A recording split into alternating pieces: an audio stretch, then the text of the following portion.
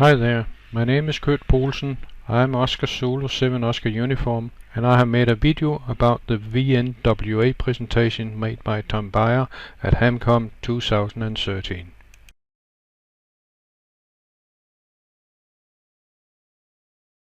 Okay. Stand still. Now I'll zoom out and then you say hello to all of us. Yes, hello. Welcome to the SDR-Kits stand. We're happy to be here in Germany for the third time. And the VNWA 3 is still continuing a lot of interest around the world.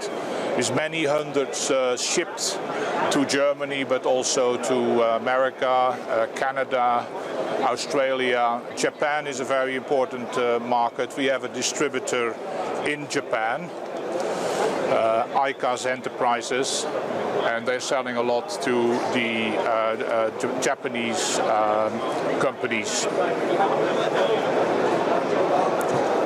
Thanks a lot, Ken. Okay, hello. Here we are at the HAMRADIO 2013, and I'm very happy to be here and present the VNWA.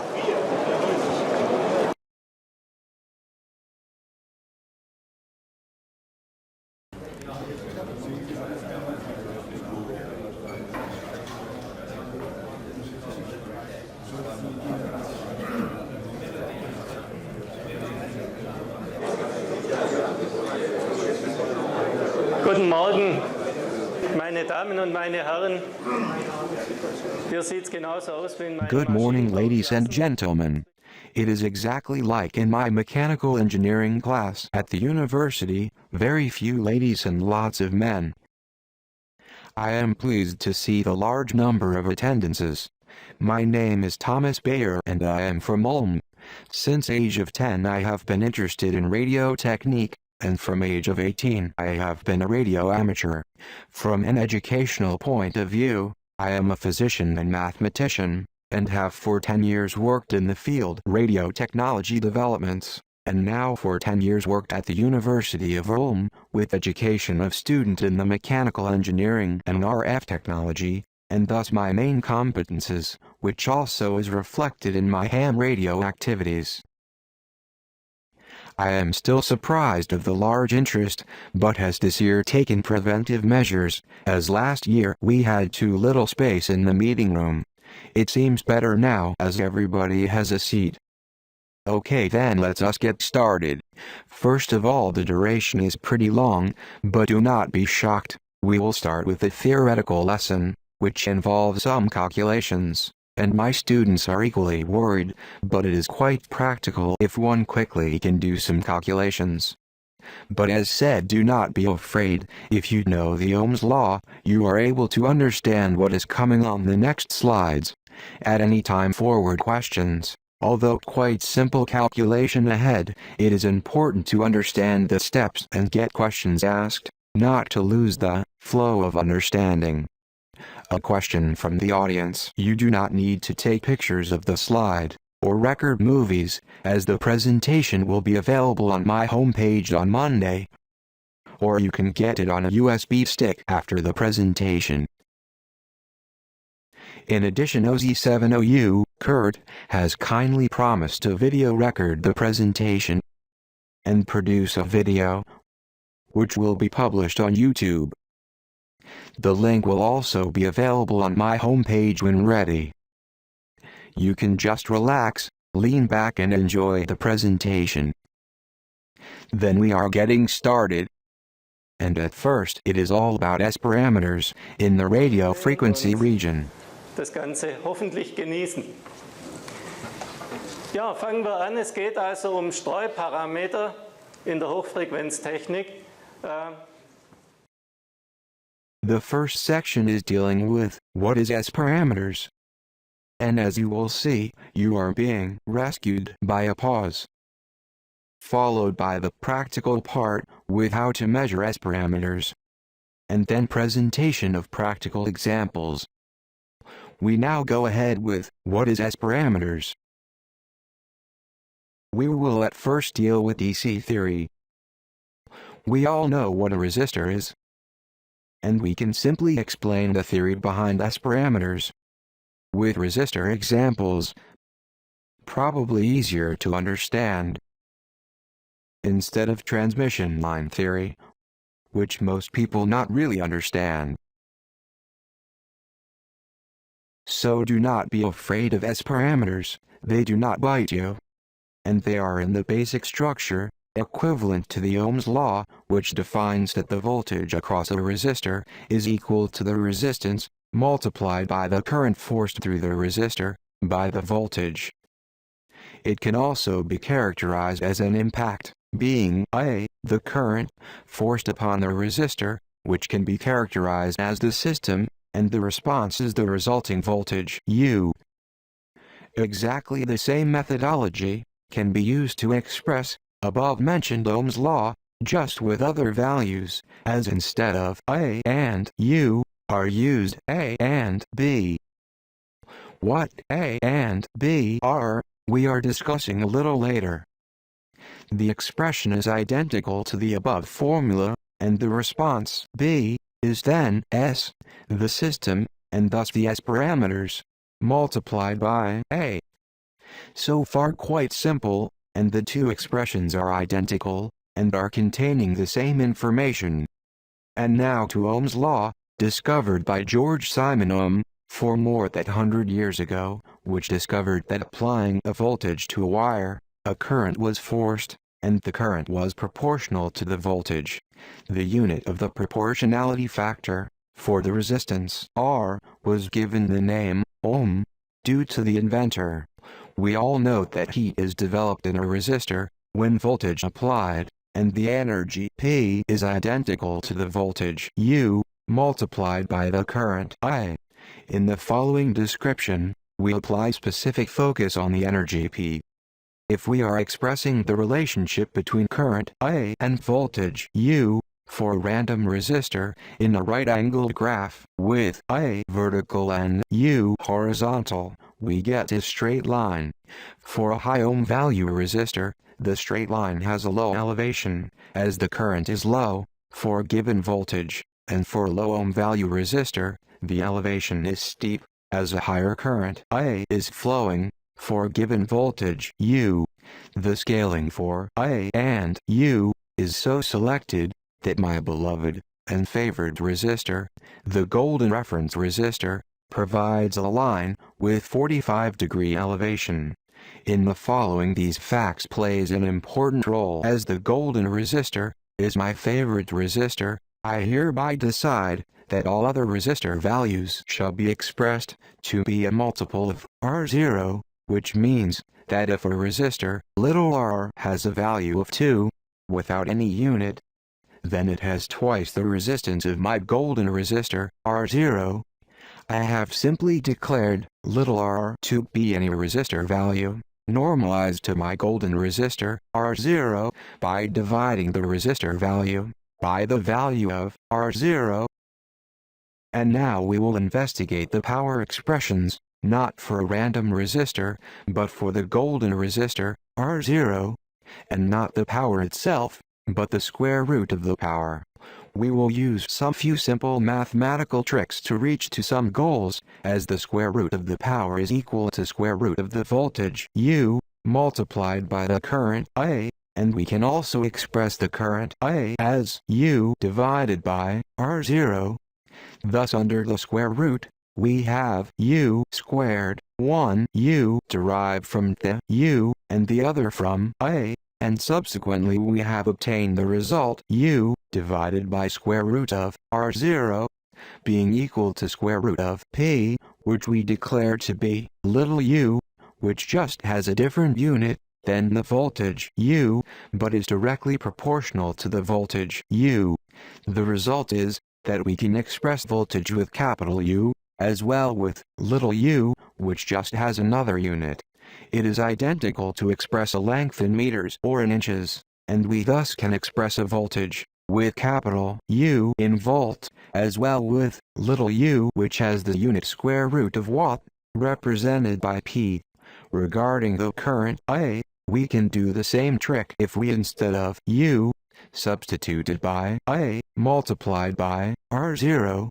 and under the square root obtain A squared and multiply by R0, which then in turn gives A multiplied by square root of R0, and that is our new expression for current, little a, just having another unit, common for little u and little I are, that both have the unit square root of the P in a watt. When summarizing, we observe that voltage and current has the same unit, square root of watt, and with respect to my golden resistor, R0, little u and little I, not only has the same unit square root of P but are having identical values as well. Little I equals capital A multiplied by square root of R0 equal to square root of P, also identical to capital U divided by square root of R0. Conclusion is that for the golden resistor, R0, little I and little u is identical, meaning having the same values. Once again, we see that little a and little u has identical values, equal to the converted power, and that is only valid for the special case where R is equal to R0. We can still relate these new expressions to Ohm's law, as we are dealing with expressions for voltage and current, and if we want to define little r, thus it is expressed as little u divided by little I. From the previous slide, we insert the formula for little u as u divided by square root R0, and for the little I, we insert A multiplied by square root R0, and the expression u divided by A equals R, which represents any value of resistance. Then we finally see that the expression for little r is R divided by R0, so any value of resistance is normalized to our golden resistance, R0. Regarding power P, it is expressed as little u multiplied by little I, and by inserting the expression from before for little u and little I, we can simplify the formula to u multiplied by A being equal to P.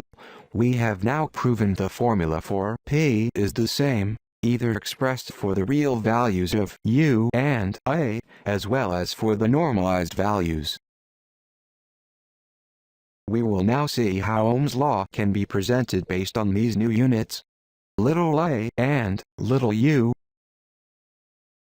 The diagram is well known, and for low normalized resistance, a steep straight line, and for a high normalized resistance, a flat straight line. For our golden resistance, R0, the slope is 1, as little u and little I is equal in magnitude.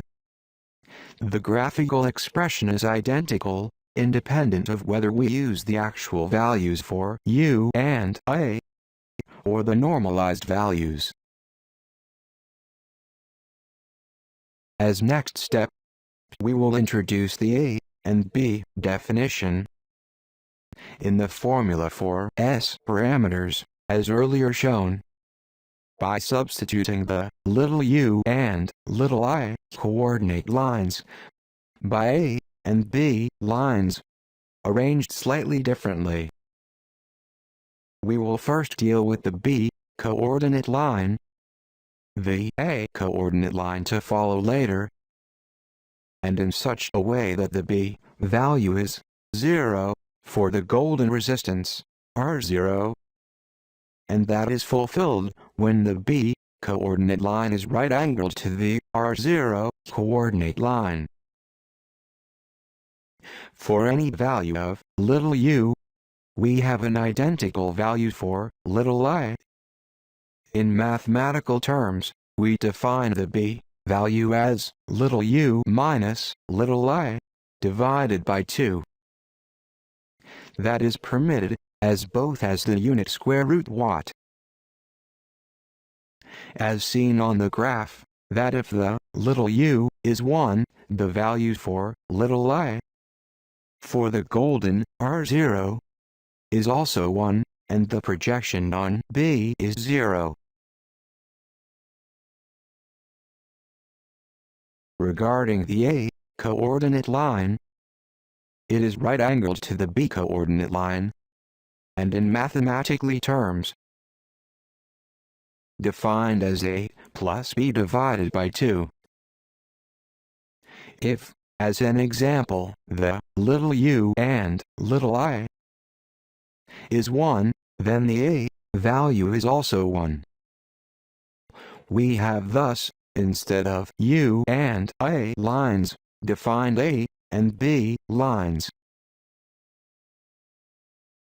In this new coordinate system, we can express a random point as either a set of little u and little I values or a set of A and B values. It will provide the same result. There was a question from the audience whether the A value is 1.41 for u equal to 1, but that is not the case, as based on the formula A plus B is divided by 2.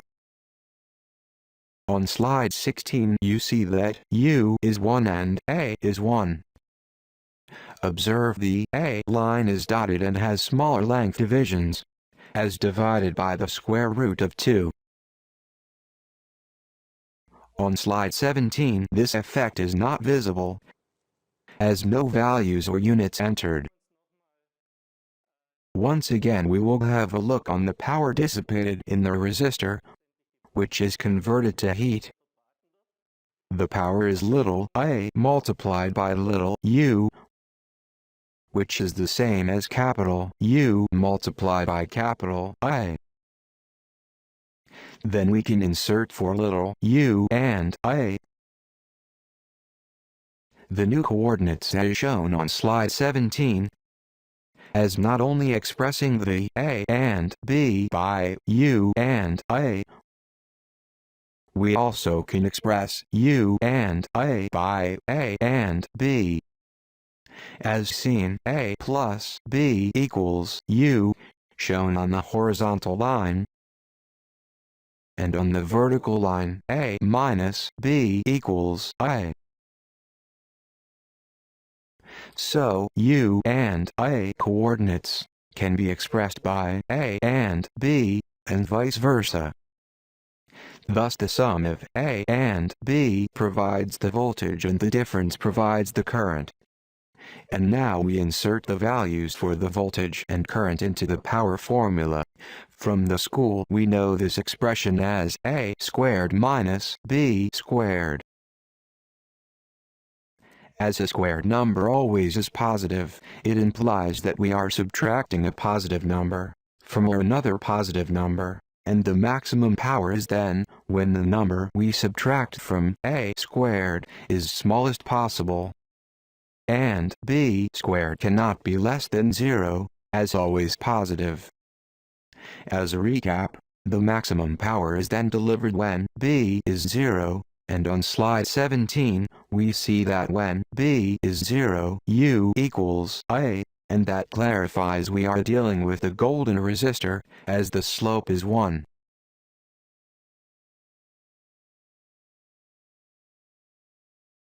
Regarding the power P, then it is maximum when B is 0. In the formulas below, the relationships is concluded. And as seen, E and B contains the same information as I and U. A natural question is, what has all the previous discussions with high-frequency technique to do? What is the relationship to the golden resistor, R0? We have with the high-frequency technique a well-known impedance, and that is the characteristic impedance of the coaxial cable, most often 50 ohm, previously 55 or 60 ohm, which is commonly used for connection to measuring instruments, or to antennas in many other instances. This characteristic impedance plays, from now onward, an important role together with our golden resistor, R0. Within the radio frequency technique, the voltage is alternating voltage, and likewise the current is alternating current, which both are complex elements, containing and characterized by both a magnitude and a phase information. The phase must be included in our discussion, and must be included in our power P formula, for the power delivered to the impedance Z, else it is exactly identical to our DC situation, where power delivered to the impedance Z is A squared minus B squared, and when in the formula B equals 0, maximum power is delivered to the impedance Z. It happens, as said, when the characteristic impedance of the cable, Z0, is identical to the load Z, and radio technician is naming this situation a match where the wave traveling through the cable is fully absorbed by the load Z and converted into heat, and nothing is reflected from the load Z. To repeat, when the complex impedance Z for the load is identical to the characteristic impedance of the cable, Z0, then B is 0, and we have a power match, and the maximum possible power is delivered to the load Z. We can conclude, the A value must be the voltage of the applied wave to the load Z, as B is the reflected wave, and nothing is reflected. Then B is 0, and all the power solely delivered to the load Z, and also being the maximum possible power available. Now follows some quite simple calculations, but at first we will discuss the reflection coefficient S, and how it is used. Just like resistance is voltage divided by current, the same principle applies to the reflection coefficient S, being defined as B divided by A. If we deliver twice the power to the load Z, then A and B are related such that we also get twice as much power reflected, and the value of the ratio S depends of what impedance the load Z is having. The complex reflection coefficient S is, as said, B divided by A, the reflected wave divided by the incident wave, and B, as well as A, can be expressed by voltage and current, as previously defined, and B is little u minus little I. Likewise A is little u plus little I. If we then above and below in the formula divide by little I, then we get a new formula, where above is u divided by A minus 1, and below u divided by A plus 1.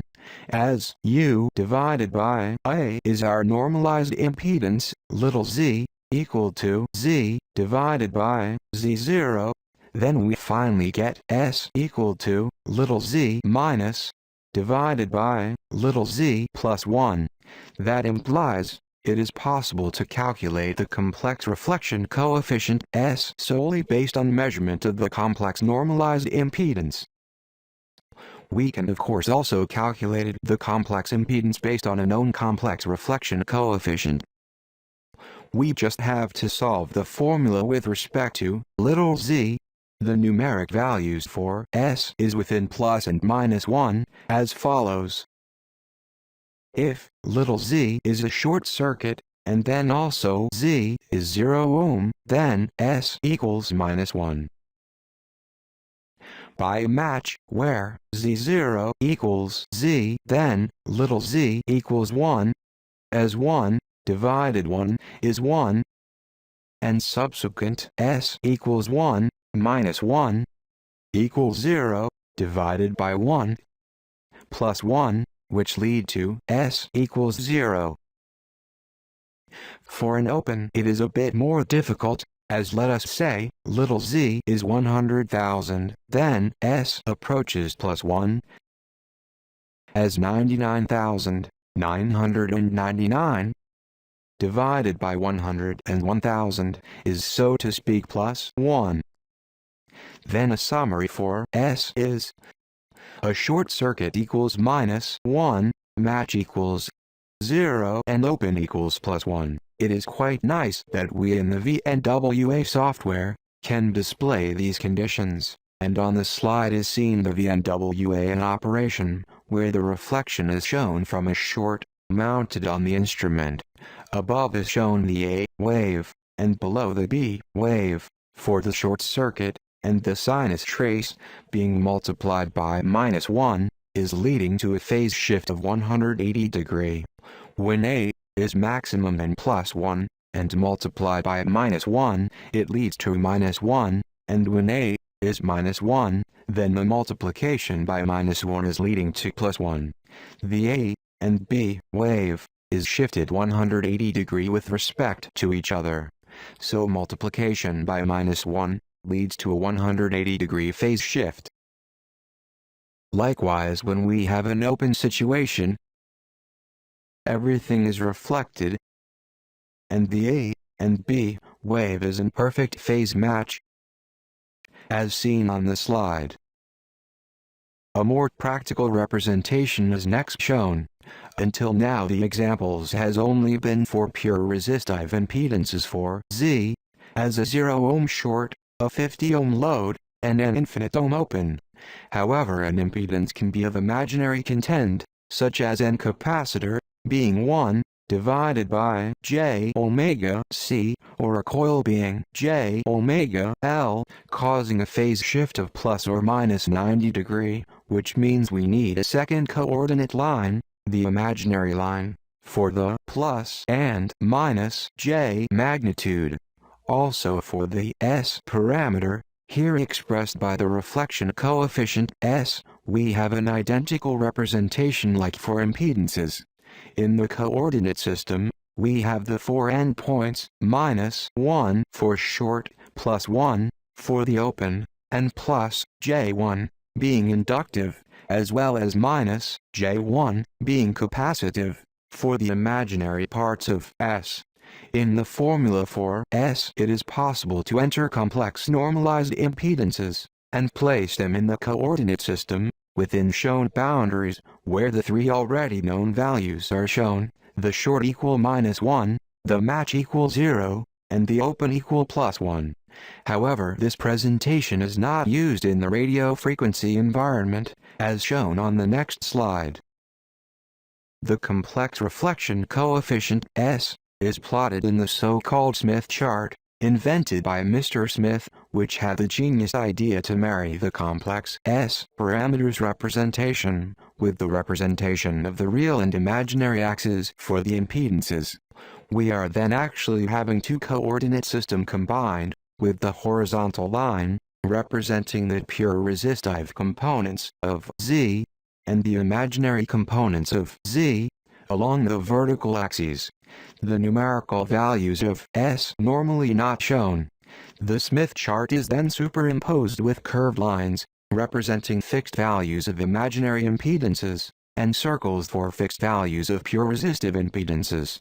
As an example, for a connected impedance is referred to the crossing point of the curved line and the circle, and is an impedance of 16 ohm plus J16 ohm. Next we find the crossing point of 16 ohm and plus J50 ohm, and finally 16 ohm plus J150 ohm, followed by extreme right point, where we have the infinity ohm, or so-called open point, where plus and minus J infinitum is the same. In the Smith chart we can then both plot and read the complex S parameter reflection coefficients, as well as the complex impedances. Of interest for many users is also the ability to plot the VSWR voltage standing wave ratio in the Smith chart as VSWR circles. As an example is plotted the VSWR of 3 and a VSWR of infinitum in the Smith chart. The VSWR has to do with the numerical value of reflection coefficient S, and for S numerical 0.5 VSWR is 3. The VSWR circle is having a radius of half the radius of the circumference circle. Memorizing that the unit for A and B is square root watt, then when calculating the reflected power, we must square the numerical value for S, and thus 0.5 multiplied by 0.5 equals 25% reflected power. Likewise for VSWR infinity, the S numerical is 1, and 1 multiplied by 1 gives 100% reflection.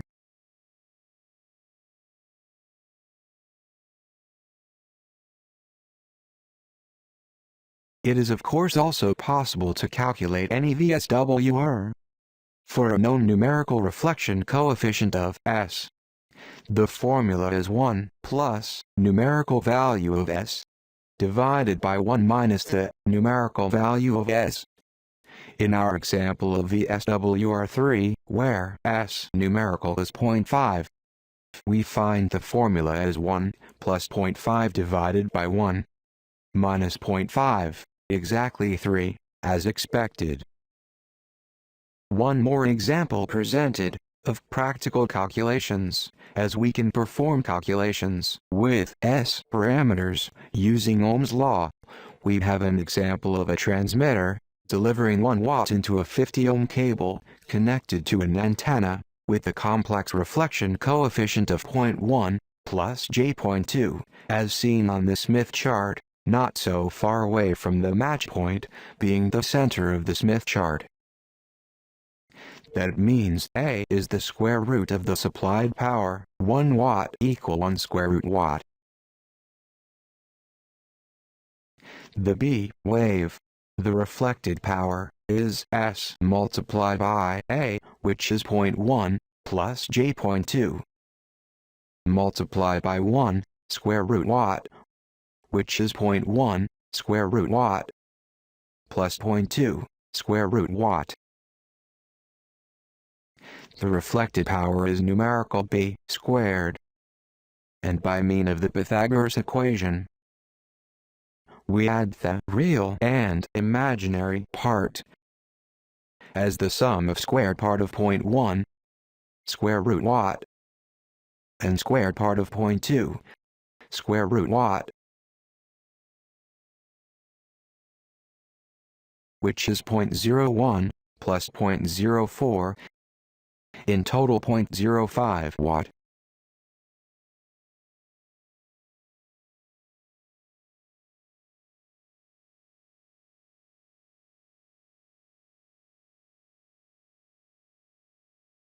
We have the possibility of further calculations of the VSWR,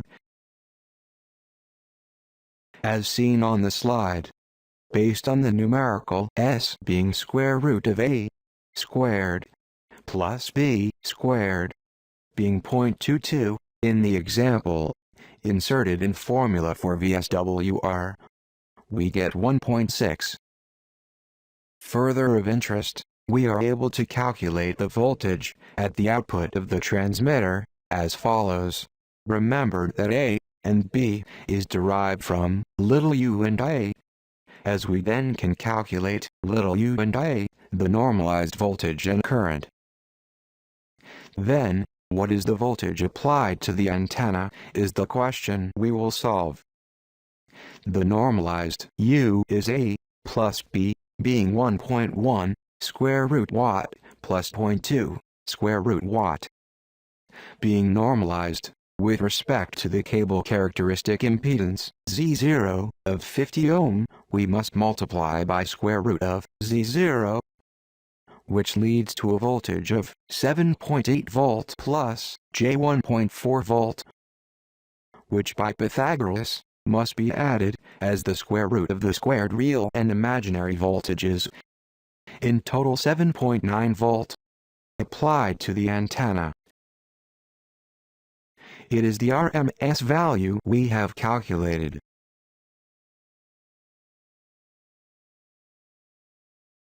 The complex reflection coefficient S is also called scattering parameter, understood as being the absorption and scattering of power at a connection, which can be demonstrated by optical terms. A dirty mirror will reflect a portion of the incoming light wave, and a part will be absorbed and converted to heat due to dirt on the mirror, thus some energy lost. The same applies if a resistor is exposed to an incoming wave. Part of the wave will be reflected, and a part absorbed and converted to heat, so we have an identical situation. We see here the A and B wave as earlier discussed. This example can be expanded, as in addition to mirrors, we can introduce a lens, where light can pass through the lens. If we apply a light source, a part will be reflected, and the major part is passing through. An electrical equivalent exists, where an applied wave is partly transmitted, and partly reflected, such as by bandpass, low and high-pass filters, and amplifiers. In addition, more connection point as in and out can be added for items such as power dividers, power splitter and symmetrical transmission lines. We will not complicate the matter, but focus on two-port devices. As you can see, we have until now 3 waves to consider, an incoming wave A1, and a reflected wave B1, in addition to the transmitted wave B2. The waves are numbered, according to the port number they belong to keep track of what is happening at each of the ports. As seen, this situation, we have seen before, where the ratio B1 divided by A1, previously expressed as A divided by B, and expressed as S, is now called S11, to identify which port number it belongs to. S11 is also known as the reflection attenuation, and for an filter called reflection amplification.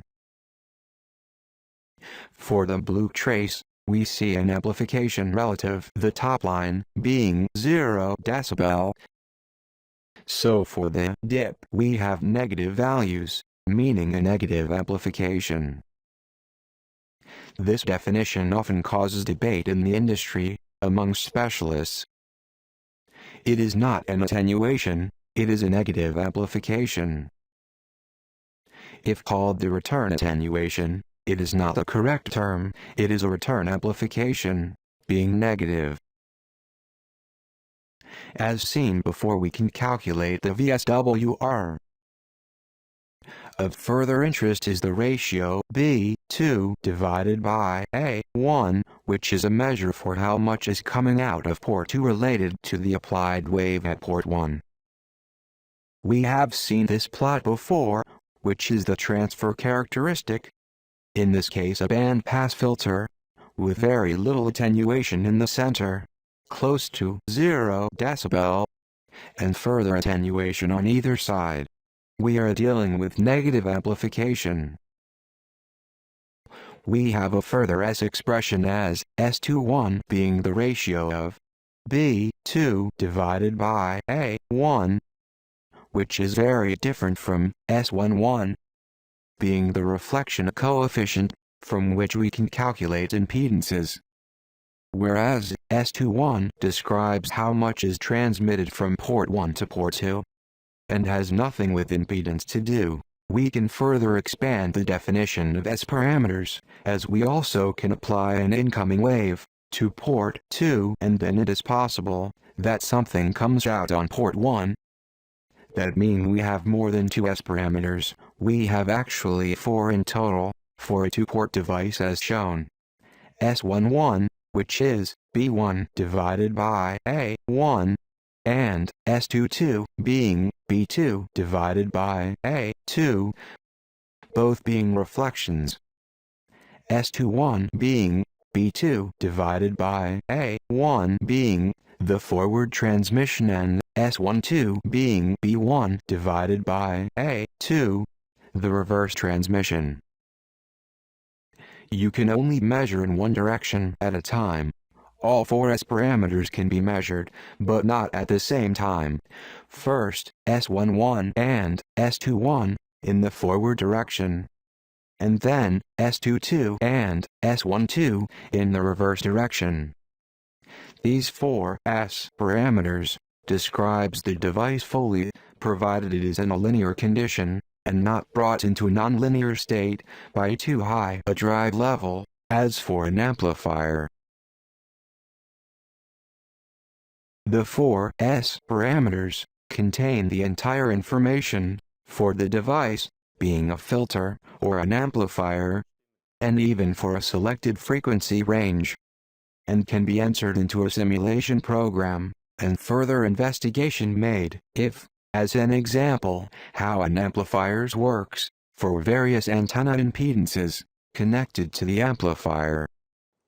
The pause arrived earlier than I expected.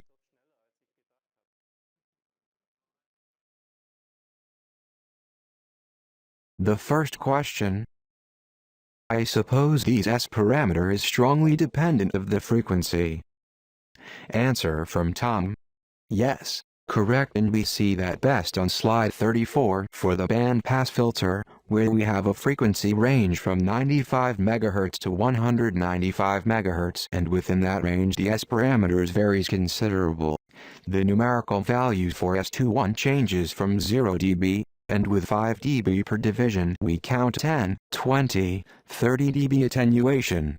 20 dB correspond to voltage ratio of 10. The changes can be dramatic as function of frequency. It is not possible to measure just on one frequency, we must measure across the entire frequency range of interest. The second question. Is it correctly understood that for linear systems, where the S parameters contains the entire information, that the frequency domain can be changed to time domain? Answer from Tom. To respond, I will show the earlier shown slide 4, from the very beginning of the presentation. Yes, it is possible. The question is whether a mathematical expression for the time domain exists. Our S parameter is described in the frequency domain, where we select a frequency, and at that frequency apply a sinusoidal wave, and observe the voltage and current. The voltage and current, we then convert to A and B, and divide by A, which then provides the S value.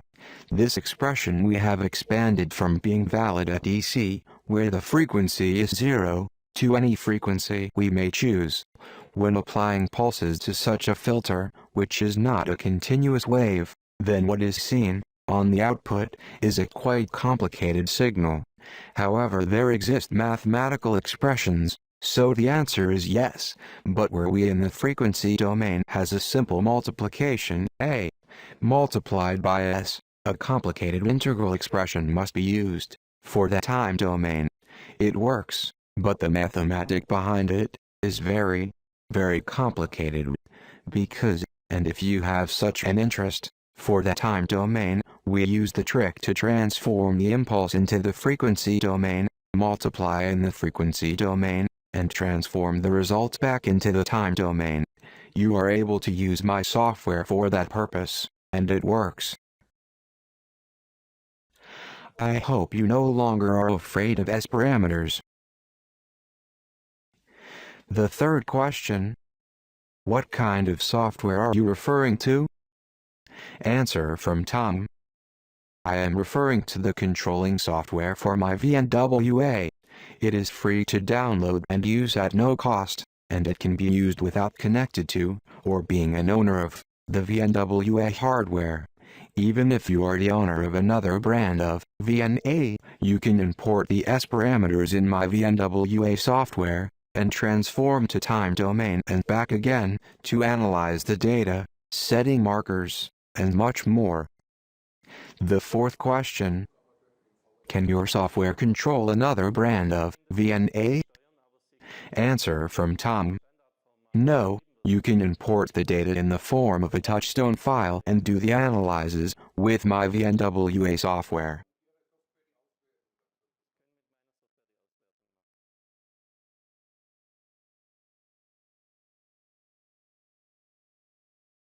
After 45 minutes, my students are normally rather exhausted, but you all seem to be persons from the good old school, as all of you seem to have a pretty fresh look on your face. My question to you is, shall we have a pause?